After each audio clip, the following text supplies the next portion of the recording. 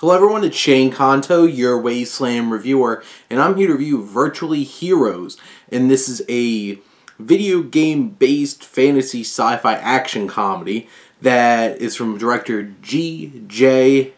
Enternkamp and focuses on two characters within a first-person shooter-esque game that looks like it's ripped off of Rambo First Blood Part 2, and basically these two are fighting through this game and dealing with their existence, and one of them falls in love with another character and they try to do something about it.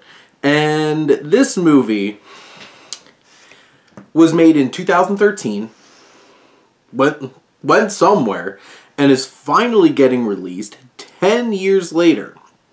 Now, this was made pre-Jumanji, Welcome to the Jungle or Next Level, and I feel like on some level it's trying to hit on some of those similar things that Jumanji wound up going to do, except missing all the heart.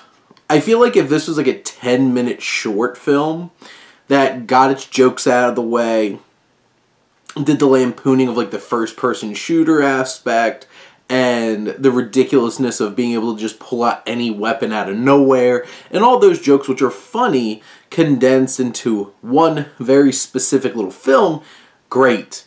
But this goes on so long, and so much longer than it needed to, and just kept dragging out, incorporating horrible stereotypes of Asian people, just dumb, idiotic sequences and narrative beats, and also a romantic element that just doesn't click at all.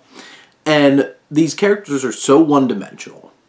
Basically, the only thing clever about this script are these jokes that they play at the expense of video games and stuff like that, which all could have been condensed into like 10 minutes, like I said. So then you get all this extra movie that's not interesting, in many points boring.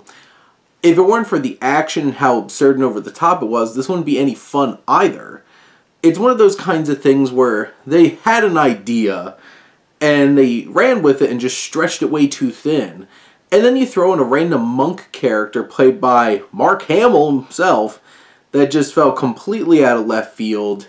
And what you really get at the end of this is a hot mess of a film that is way too long, takes a fun concept that could have easily been done in a short film and just tries to stretch it out to make this feature length, and in the end really doesn't make that work. I would say you could throw on the first 10 minutes of this, enjoy it for what it is, and move on with your life. And you'll get everything that you needed out of this movie within that first 10 minutes, except for a few laughs along the way, and maybe a little bit of exciting action.